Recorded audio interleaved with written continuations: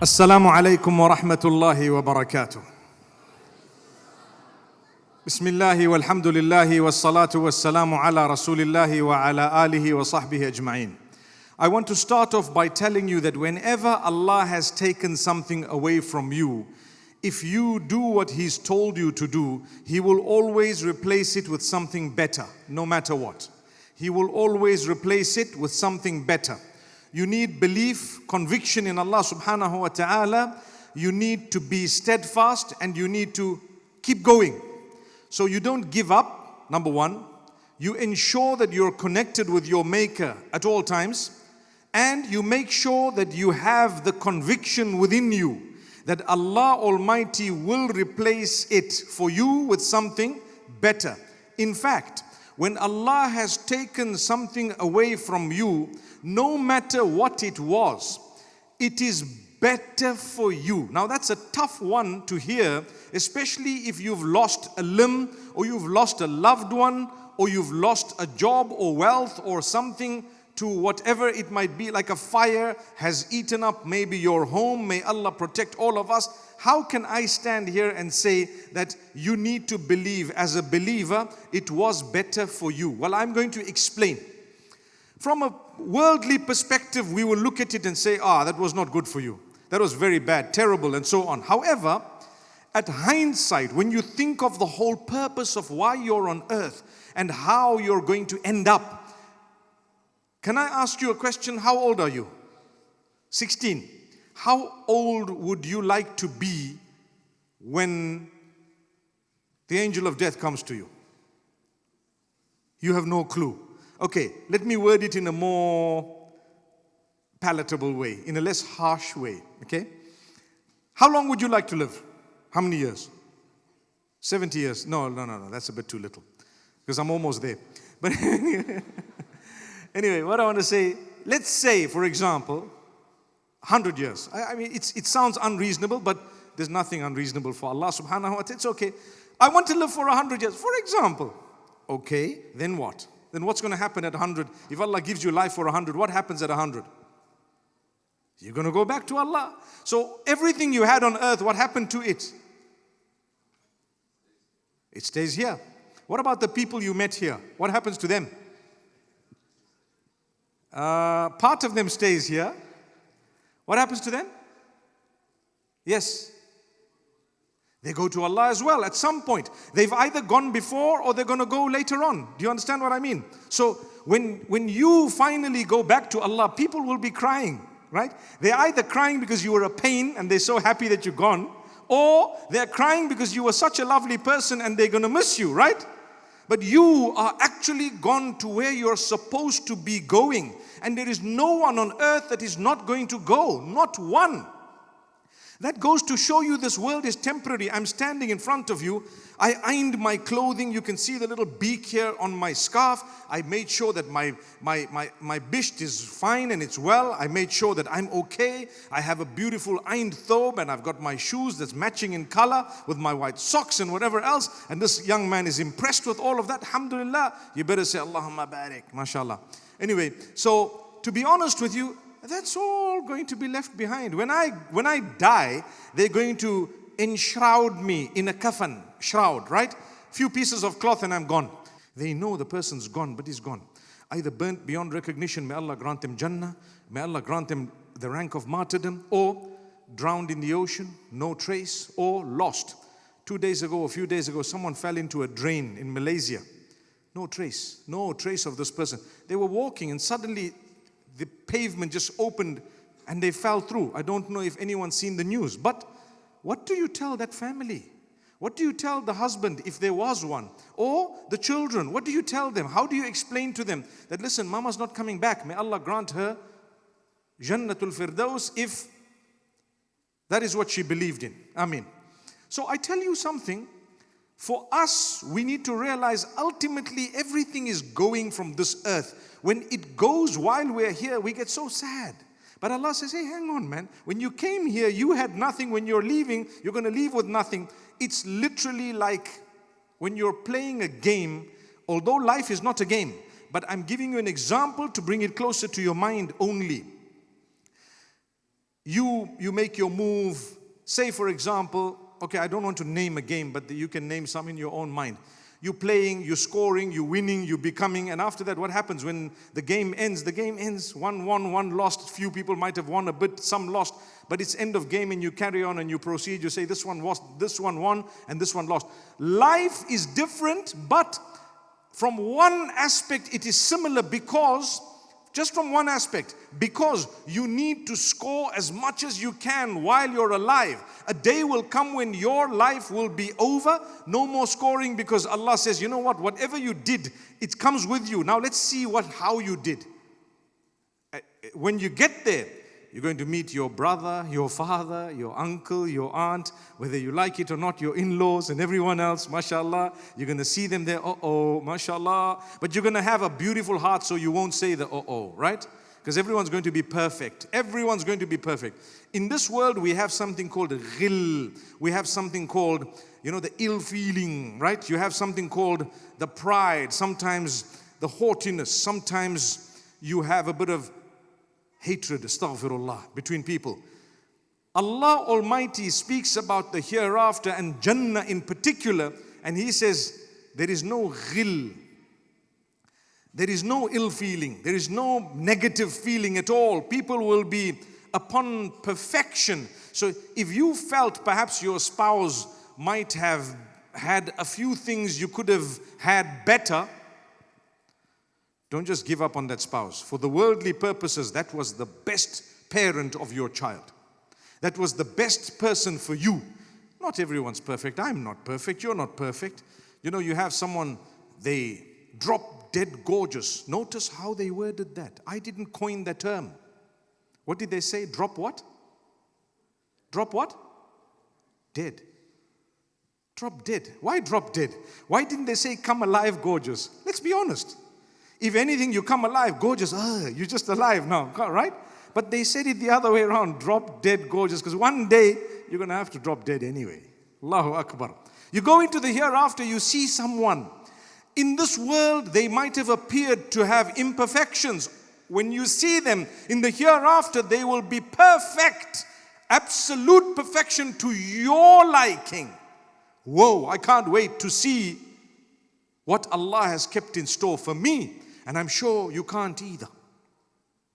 So the losses of this world, when you take them in your stride and you realize that, ultimately, I'm going to lose my life at some point. Even those who don't want to talk about it, you have to go. Come on, I have to go, you have to go. And I always tell people, just prepare for it. And yes, we are concerned about it. Iman is a balance between hope and fear. And sometimes in some people the hope needs to be a bit more because they're going through so many challenges on earth that they've got enough stress and enough of that fear that they need to have a little bit more hope, right? But in some people, perhaps the fear factor needs to be a bit more. They've got it too luxurious, right? So when someone says, what's the right balance between fear and hope? When the hadith says, al-imanu bayna al-khawfi wal-raja. True belief is the balance between fear and hope. I can tell you it differs from person to person.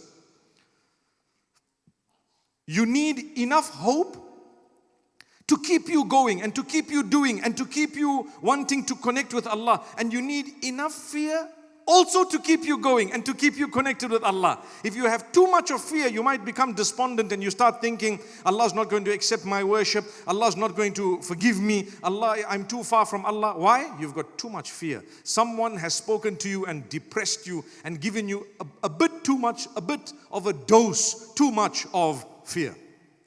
And if you have too much hope, what happens? We'll sin and we'll say astaghfirullah after we're done.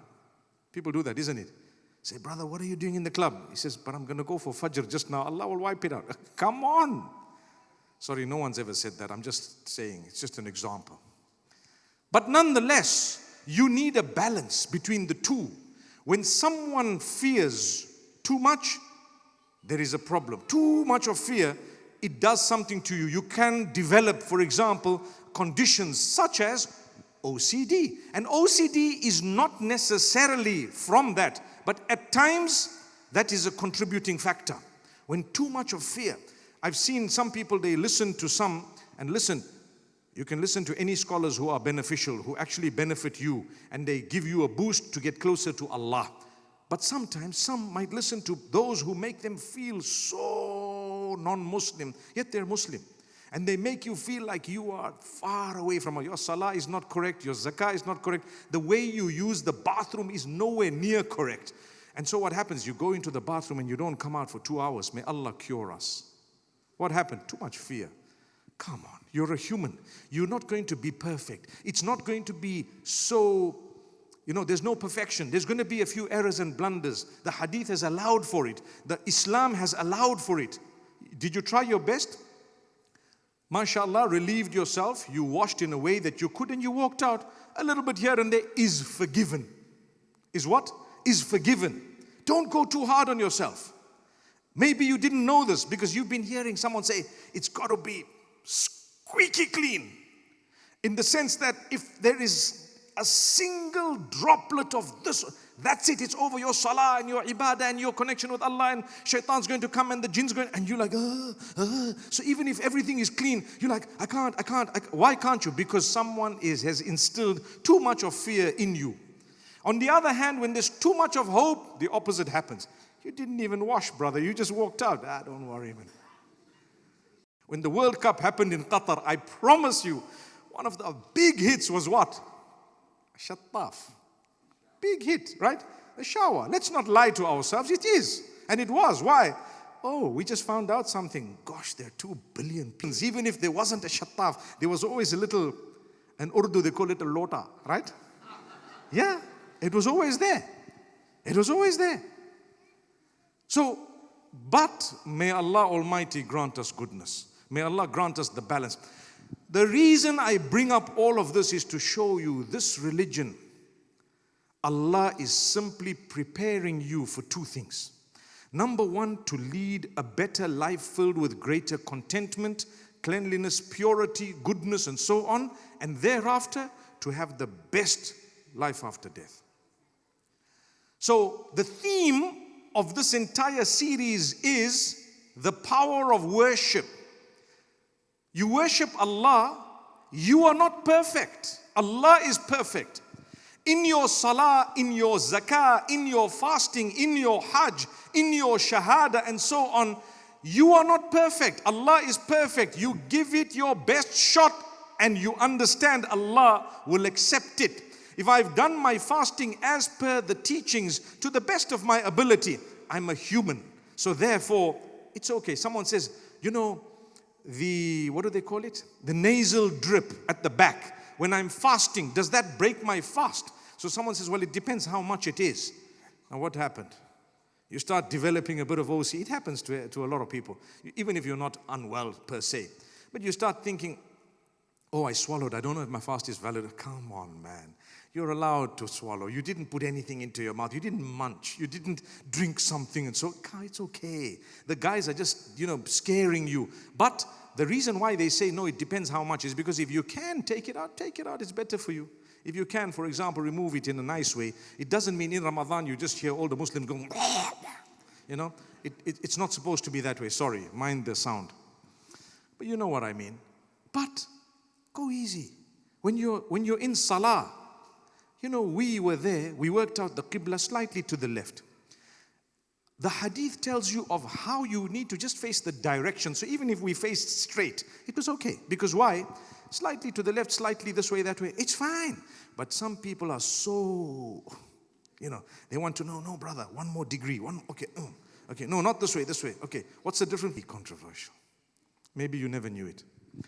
The most accurate qibla, Masjid al-Nabawi, the Prophet ﷺ's mosque. He did it himself with Jibreel alayhi salam. According to today's maps, go and draw a line. You'll see.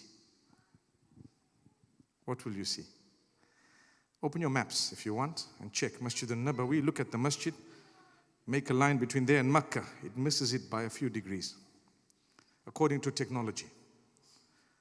I believe the hadith and the Prophet ﷺ, and I'll throw that technology out of the room. That's my iman. What does this prove to you?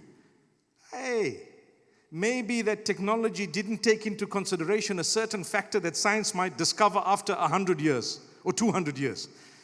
The earth is round. Maybe there is something. Whatever it might be, I believe in my Prophet sallallahu alaihi wasallam. I'll do it exactly as he did it, even if someone says, it's 1 degree, 1 degree. Relax, I'm a human and come on, I'm going to do it. What I believe is right, that's what it is. Imagine finding someone in Masjid Nabawi tell you, you know what, it's 8 degrees this way. Come on. What you did is actually wrong. So the reason I say this is because Allah knows you are imperfect, but He's telling you, do your best. When I'm praying, I'm not going to have full concentration, but the power of the worship is such that Allah will accept the salah even with less concentration. That's the power of worship. I said Allahu Akbar. I did 3 units of Maghrib. I might have heard a child crying at the back, and my mind is like, oh, I better hurry up because there's a child crying in the back. That means I lacked a little bit of concentration there for a moment, right? It's okay. It's normal. It's human. So much so that they say when you are praying, I remember teaching this years ago to kids, about to fall into a well, you break your prayer and you go and help the blind person. Ustad, how could you have seen the blind person if you're supposed to be looking down? Right? That's a beautiful question. Don't you agree?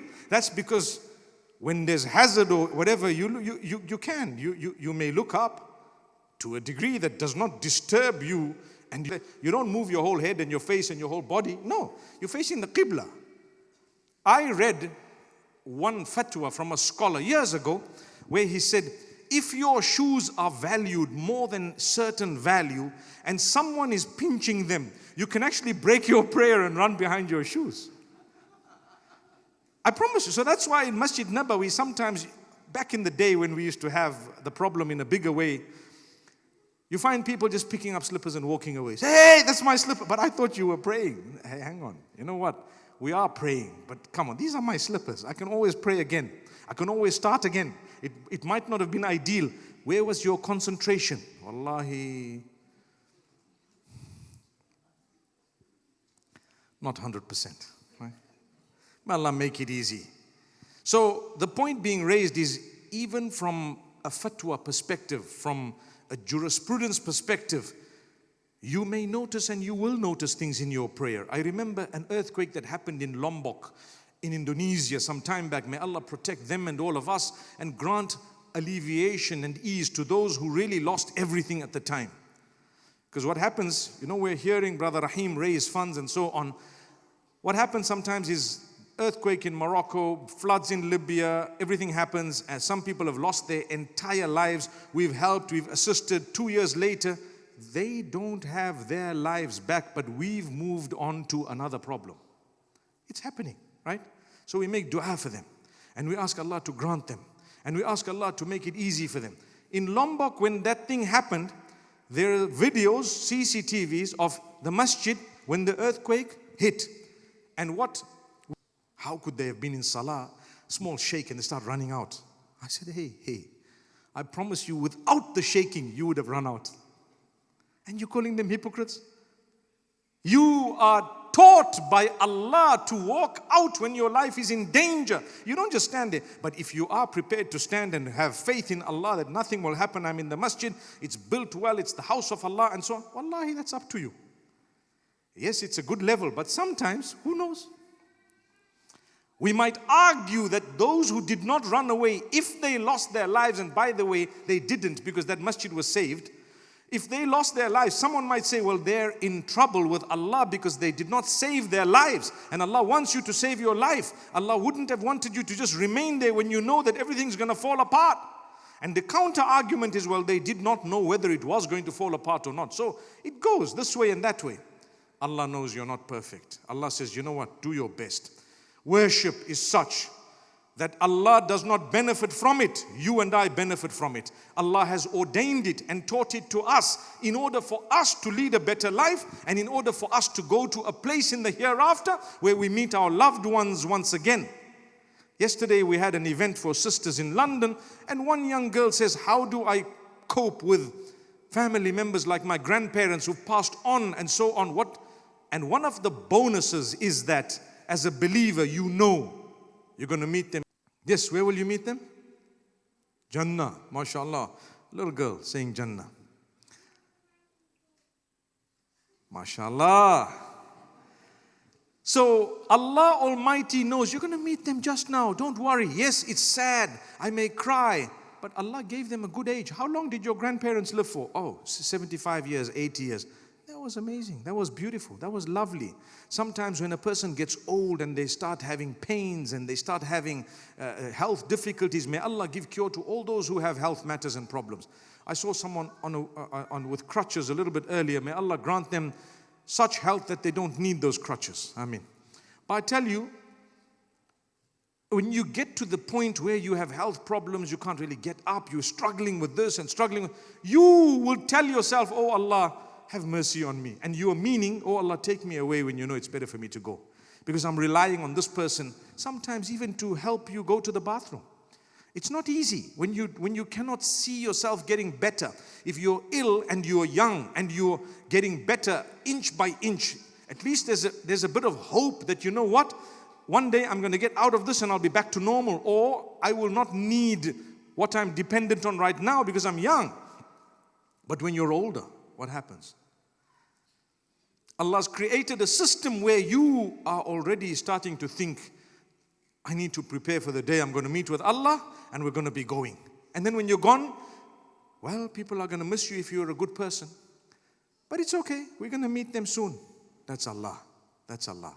So the acts of worship they engaged in benefited whom? Them or Allah? Them. They don't benefit Allah. When you sin, you don't harm Allah. You harm yourself. So an act of worship is something Allah taught you through a prophet that you engage in order to please Allah, or something you're going to do with the correct intention that's permissible in your faith in order to convert that particular thing into an act of worship. For example, sleeping, eating, drinking something that is permissible, eating halal. All of those can be acts of worship when coupled with the correct intention. When we go to bed, what do? We're just, tired, going to bed, and we're off to sleep. If you went to bed, you reclined, you read your dua, you're thanking Allah, and you're hoping to get up for Salatul Fajr, and you know that your heart needs to rest. When you don't sleep properly, your heart becomes weak because your heart rate goes to a different level when you're in your sleep, and you need that recharge of that, I can call it a battery, okay? Every so often, and you need it regular. That's why we tell people, sleep on time, get up on time. Hadith says, get to bed. If you have nothing constructive to do after Salat al-Isha, go to bed and rise early because you're a believer. When you have that, you are healthy. Why? Because your heart is healthy, everything's healthy, you're sleeping on time, you're getting up on time. MashaAllah, your system, that's how Allah made it, and alhamdulillah. But when you don't do that, what happens? You become unhealthy. And when you become unhealthy, you won't be able to worship Allah in a proper way. So if I'm doing it with the right intention, it becomes an act of worship to sleep. So much so, I'm going to say it, I know there's youngsters in our midst, but it's okay. Very soon they will be married too. To fulfill the needs of your spouse, act of worship. And I worded it in a beautiful way. I tell you something, people don't realize this. You need to make an effort to fulfill the desires of your spouse. That's your spouse. To make an effort to fulfill those desires are an act of worship for the sake of Allah. And an effort is required. You can't just say, I'm tired, I'm lazy, I'm this, I'm that, I'm on my phone, I'm watching football or whatever else I'm doing, or I'm going out with my friends. Hang on, relax. Ibadah, act of worship. You know, when we saw the theme, the power of worship. Did you guys see the theme? The power of worship. You wouldn't have imagined we were going to speak about this, right? The power of worship. MashaAllah. May Allah Almighty grant us the ability. It is a topic that a lot of people don't even consider important, yet it is absolutely important. The Sahaba radiallahu anhum were surprised when the Prophet ﷺ says to fulfill the need of your spouse is an act of worship. And they say, he called it a sadaqah. The Sahaba says, oh, really? Really? You know, it's like a tough one, man. Sure. Wow. Okay. Can it be a sadaqah? He says, well, look, if you did it in haram, would it be sinful? Yes, it would. Well, then this would be an act of worship. You're achieving the pleasure of... Why would Allah be pleased when Allah doesn't need you and I at all? Allah is pleased because He wants goodness for you. And He knows when you make an effort to do something that you are feeling lazy to fulfill, because there are two people in it. And just because you're lazy does not mean the other one's lazy. Make an effort. Fulfill it in a proper way. See what Allah does for you. Allah will open your doors, all other doors. I started off this talk by saying when Allah takes something away from you, He will always give you back better. So when you take it in your stride that Allah has taken away from you something like a relative or something like your health, and you are patient about it and you still connect with Allah, Allah says, we gave you an opportunity to engage in greater acts of worship. I want to ask you a question. Okay, let me not ask you who prays 5 times a day, because I don't want to know who doesn't. Okay, that's why I'm not going to ask you. I'd expect that you pray 5 times a day, inshallah. But how many of us could do better in our prayer? Put up your hands. Mine is first. Okay, put your hands down. Do you not agree with me that primarily we want to fulfill our 5 salah on time in a proper way? We're living in the most beautiful city of Cardiff, mashallah. But unfortunately, the winters and the summers are not the same. And sometimes it's not so easy for us to fulfill the 5 daily prayers because we're not from Zimbabwe. If you know, you know, right? We have beautiful weather and we have almost the same time throughout the year for salah. Wow, mashallah. I think the difference in Salatul Maghrib in my country is 1.5 hours through the whole year. So it's either 5:30 or 6:45 is the latest and 5:30 is the earliest, not even 1.5 hours. We don't have Maghrib before 5:30 and we don't ever have Maghrib after 6:45. How's that? Amazing. Come to Zimbabwe. I'll come to Cardiff, mashallah. But nonetheless, why I'm raising this is because it's tough sometimes when you got to get up, you got to work, you got to eat, you got to do this, and people say, can I join my prayers? Can I do this? Find out from the scholars anyway. I don't want to issue fatwas for a place that I don't live in. However, we all want to do better. Do you not agree that sometimes Allah loves you so much that He puts such a huge issue in your life that let alone the 5 daily prayers, you start doing a 6th one. What's it called? The Tahajjud. You see, we know it because we've been there. How did you come? Those of you who read Tahajjud, how did you get to read the Tahajjud? In most cases, it's because of something that Allah took away from you or didn't give you or you really wanted and so on. Am I right or wrong? You see? So what was the power of worship? Worship is magnetizing. When you are doing it, enjoying it, Allah pulls you to do more and more and more and more. I want to dress appropriately. I need to make the first most difficult step ever. I'm living in a community and a society where it's almost impossible to live as a Muslim without facing some form of negativity. So it's so hard to have that identity. But I'm going to make the effort for the pleasure of my Maker to take the first step. Before you know it, you're roller coasting into so many other steps. You suddenly find yourself, your friends have improved, you might lose friends, you might gain friends, you will gain friends, but you lose some, and some people may comment negative, some may not, and some you might lose your job, but you're going to get a better job. You are going to get a better job. Subhanallah Rabbil Alameen. You know, Brother Anwar Al-Ghazi was here a little while ago. He's gone so I can talk about him. Do you know what happened to him? Why is he in Cardiff? Allah. He's playing football for you guys. Do you know where Cardiff's going to go? Oh, you don't? Let me tell you where Cardiff's going to go. Bi-ithnillah, it will go up by the help of Allah. He lost out because of standing up for Palestine. And what happened? Short time, he gained. Check the news. Just see what happened. He lost. But when he lost, it might not have been so easy, but he stood his grounds. With us, we can't even please Allah with the basic pillars of Islam at times. The basic pillars. May Allah Almighty strengthen us. People say, when I ask them, how much Quran did you read today? I don't want to ask you this question because trust me, I don't need to know your answer. But you need to know your answer. How much Quran did you read today? If you answer to yourself, many of us will say we didn't read Quran. Am I right? It's facts. It's facts. Okay. Why didn't you read Quran? What are the answers that they're going to give? Generally, they'll tell you that, you know what? Perhaps I didn't have time. I don't have time. That's what they say, isn't it? I want to read Quran, but I don't have time. Okay, you don't have time. Quran is such that it's the word of the maker and creator of time. So if you really want time, read Quran. You find how it will create time for you. What do you mean? Try it. Try it. Same applies to your salah. They say, I say at times, we're guilty. Let me quickly pray and I'm coming. What was wrong with that sentence? What was it? Quickly.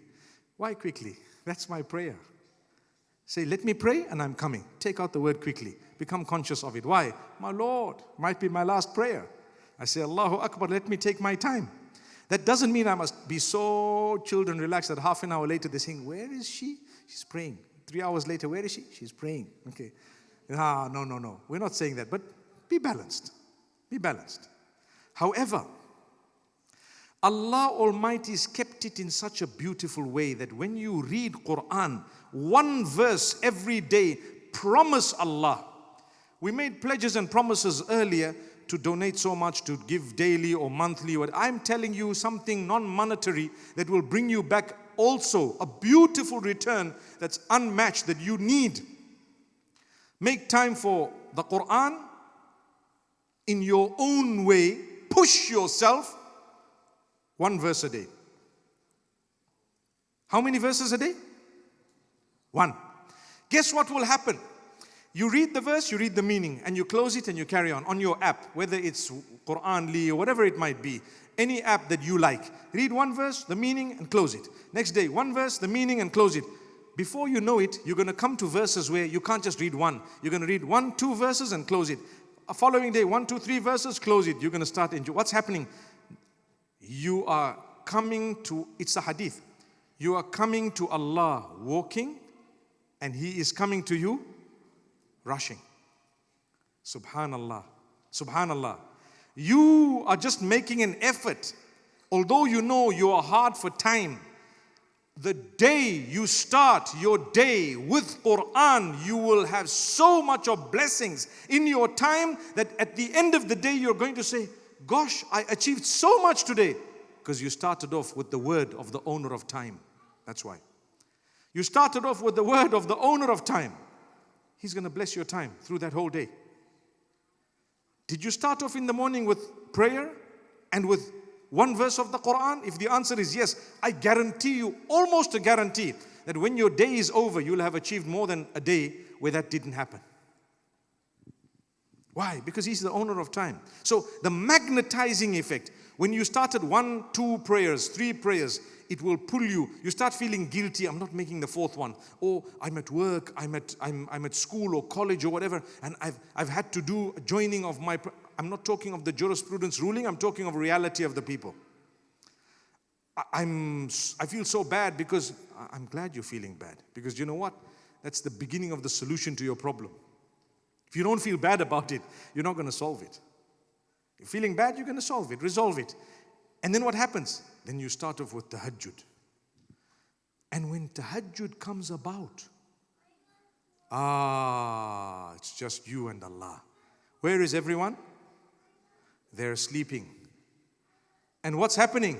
You're up very late, just before Fajr. That doesn't happen usually. If you're serious about tahajjud, you get up a bit early, you make wudu, you may want to tiptoe, and you want to fulfill your salah. You've got something you're going to cry to Allah about, and you go and you cry to Allah. When you're crying to Allah about something, you take your time, don't you? Because you need something.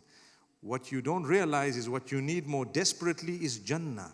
Because before getting the thing you're asking about, you may not make it in this world. You're going to go back to Allah.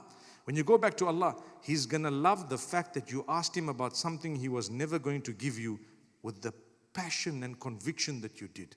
Now, I can't believe I only have 8 minutes left. I just can't believe it. So let's ignore the time. As I said, in Cardiff, time is a bit confusing, right? So I think they just joined it by mistake.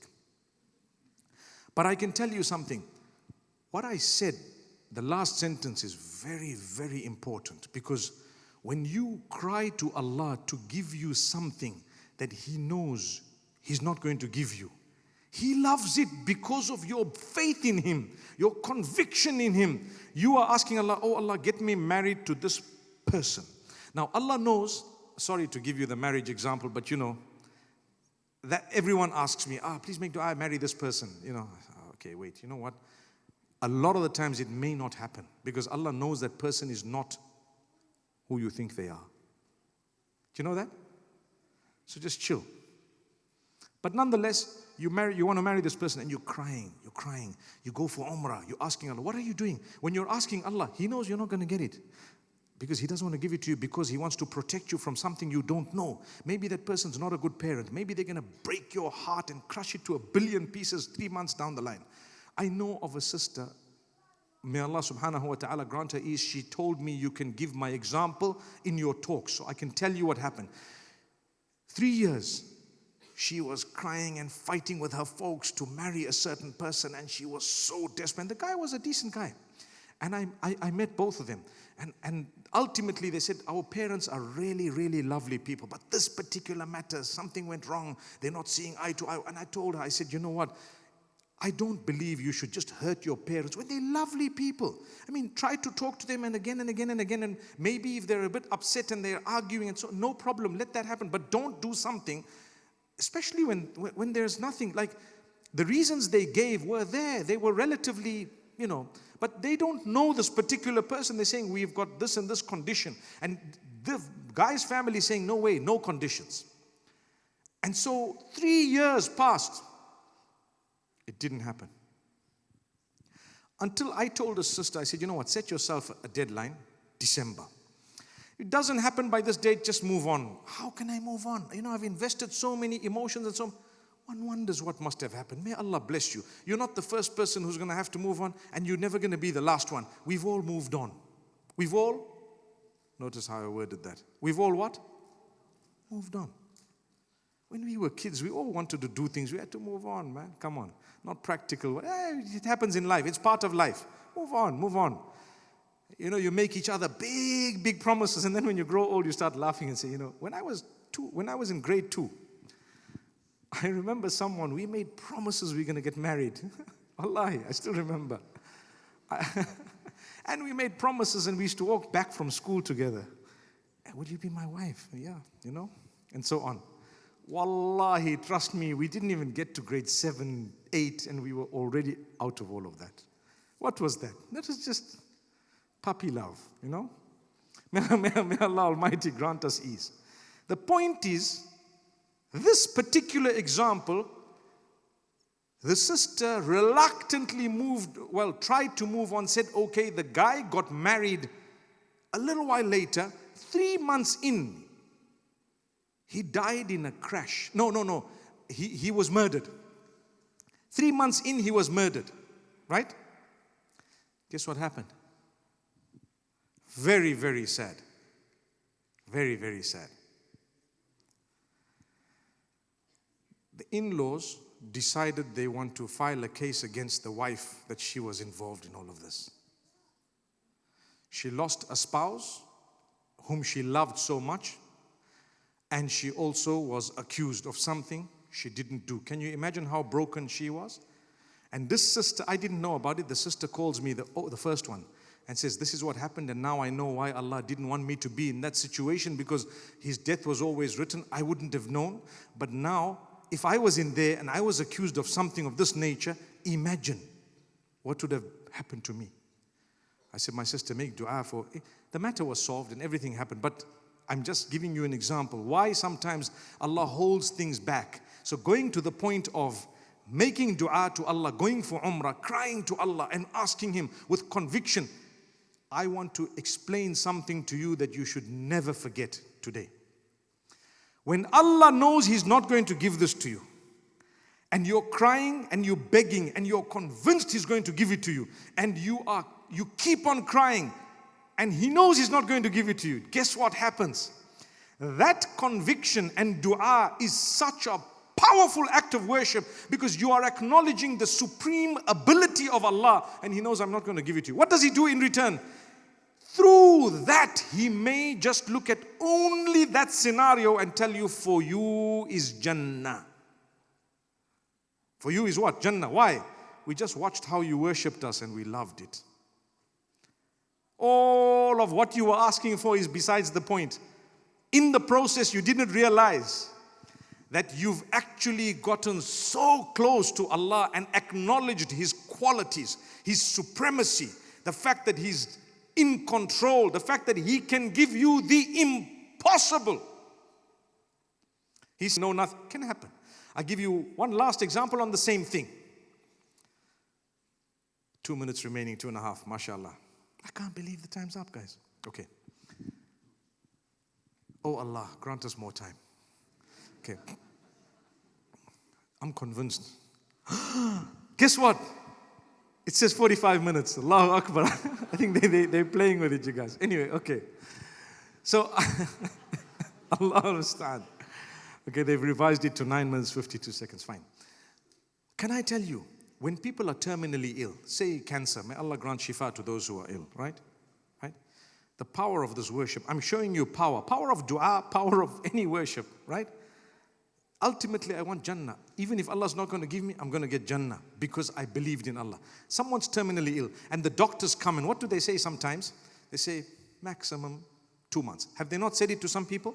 A lot of people. They tell you, you know what, if you're really, really fortunate, this type of cancer or this type of problem, people don't live for more than 2 months or 1 month or 6 months. Now, health is deteriorating. It's going down, it's plunging very, very fast. You have the anxiety of knowing that this is terminal. It's not an easy thing. Huh? You have the anxiety of knowing that you're going down. So you have to connect with Allah and you have to come to terms with the reality and make peace with Allah and hope for the best in the hereafter while you're going down. And at the same time, guess what you have to do as a believer? You have to be convinced that Allah will cure you. Miracle will happen. So every day the person is making dua, oh Allah, cure me. I know you can, you will, you shall. Give me the miracle. And Allah knows that He's not going to give you the cure. So what's the point of the dua?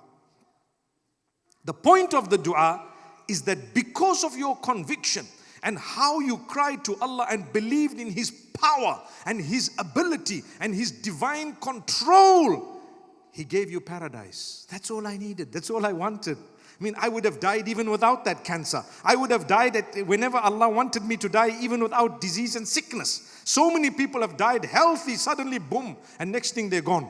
What happened to them? Allah gave you an opportunity. Do you trust me? That's what Allah says. Yes, I trust you, oh Allah. You will cure me, you shall cure me, you do cure, you owner of the whole of existence. For you, it is nothing. You will cure. Oh Allah, cure me. I'm convinced you will. 5 minutes later, you died. That act of worship you engaged in just prior to your death is unmatched. Unmatched. Who gave you the chance to engage in that act of worship? Was it not Allah? It was Allah. So Allah gave you an opportunity to engage in such a powerful plug-in with Him, and He took you away. Where do you think you're going to go? Wallahi, it was a good death. May Allah Almighty grant us all Jannatul Firdaus. May Allah Almighty bless every one of us. May Allah Almighty replace for us whatever He's taken away from us with something better. Learn to let go of certain things at certain times when the time is right, depending on what it is. When I say that, what I mean is, we spoke about marriage a bit earlier. Too many people have a system whereby they put the cart before the horse. They already plan a wedding. And the folks don't even know that these two are planning anything. They don't even know who you are, nothing. And yet they come from homes that are very family orientated. They can't budge. I normally say when a guy is fully financially independent and perhaps the sister comes from a home whereby they don't really care, in that case, yeah, mashallah, you might be able to get married quite easily. But when you come from a background where it's cultural, everyone's there, a lot of the times people are dependent on some folks, and so you need their blessings. Without that, it's going to cause... So you'd better think about someone whom you know your parents or your folks are going to be proud of. Don't just go and select someone and say, right, guy, I'm going to marry that person. Sorry, I'm pointing at the glass upstairs. I'm going to marry that guy up there, right? For example. You can't. I mean, who is the person? Will your folks accept it? Will his folks accept you? Do you think that things are workable here? If they are, you can invest a little bit more. If not, please get your folks involved from day one. If it was meant to be, it will happen, alhamdulillah. It has happened in many cases where you go and you don't expect your folks to say, no problem, come, let's go and talk to them and let's see what's happening. And next thing you know, there's a wedding announcement. MashaAllah. It's true. But if you've got them cultural folks, trust me, they'll ask you, which side of the river do these people come from in Pakistan? Am I right? Oh, they're 60 miles away. No, that's too far. It's got to be nearer. Sometimes it happens. Same, whether it's Pakistan, India, Bangladesh. I don't mean to pick on a specific, a place. But what I am saying is it is a problem culturally, even in other countries, where some people are so cultured that they don't realize, listen, we're all living in Cardiff here, and we all went to the same schools here. We all ate the same, what's something you guys eat here? Say it again. Come on. Kebab? Probably is kebab. You all ate from the same kebab shop. You all ate whatever. May Allah bless you guys. Allah grant you ease. You know, I love Cardiff. The drive to Cardiff is just awesome. Especially when we get onto the bridge, I say, I think we've arrived. Here goes that bridge. You know there's a bridge there, right? It's amazing, man, mashallah. The only problem is I'm going to be driving back right now. But Allah make it easy and grant us goodness. I hope you enjoyed the talk. I tried to keep it light-hearted, but at the same time, very, very strong points that I mentioned in my talk regarding worship and the power of worship, the power of Allah, how you should enjoy worshiping Allah, how trust Allah. If He hasn't given you something, no problem. He will give you something better, if not in this world, then the next. And sometimes both in this world and the next. Trust Him, make peace with Him, love Him, and understand He loves you more than you love yourself. أقول قولي هذا وصلى الله وسلم على نبينا محمد والسلام عليكم ورحمة الله وبركاته.